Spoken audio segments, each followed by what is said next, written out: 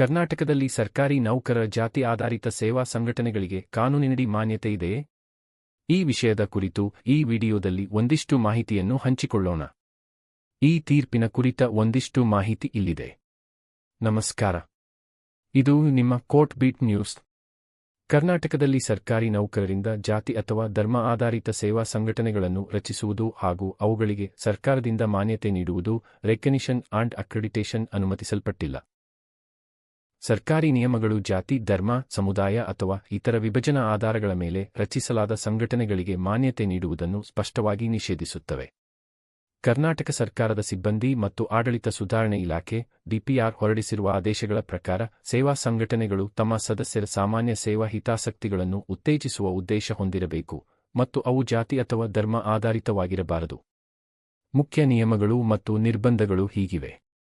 ಜಾತಿಯ ಧರ್ಮ ಆಧಾರಿತ ಸಂಘಟನೆಗೆ ನಿಷೇಧ. ಸೇವಾ ಸಂಘಟನೆಗಳನ್ನು ಜಾತಿ, ಪಂಗಡ, ಧರ್ಮ, ಪಂಥ ಅಥವಾ ಅವುಗಳ ಯಾವುದೇ ಉಪವಿಭಾಗದ ಆಧಾರದಲ್ಲಿ ರಚಿಸುವಂತಿಲ್ಲ. ಸಾಮಾನ್ಯ ಸೇವಾ ಹಿತಾಸಕ್ತಿ. ಸಂಘಟನೆಯ ಪ್ರಧಾನ ಉದ್ದೇಶವು ನಿರ್ದಿಷ್ಟ ವರ್ಗದ ಎಲ್ಲಾ ಸರ್ಕಾರಿ ನೌಕರರ ಸೇವಾ ಷರತ್ತುಗಳು, ಕಲ್ಯಾಣ ಮತ್ತು ಆಡಳಿತ ಸಂಬಂಧಿತ ಸಾಮಾನ್ಯ ವಿಷಯಗಳನ್ನು ಉತ್ತೇಜಿಸುವುದಾಗಿರಬೇಕು.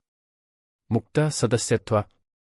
ಸದಸ್ಯತ್ವವು ನಿರ್ದಿಷ್ಟ ಹುದ್ದೆ, ಕ್ಯಾಡರ್ಗೆ ಸೇರಿದ ಎಲ್ಲಾ ಸರ್ಕಾರಿ ನೌಕರರಿಗೆ ಮುಕ್ತವಾಗಿರಬೇಕು, ಜಾತಿ ಅಥವಾ ಧರ್ಮ ಆಧಾರದಲ್ಲಿ ನಿರ್ಬಂಧಿಸುವಂತಿಲ್ಲ.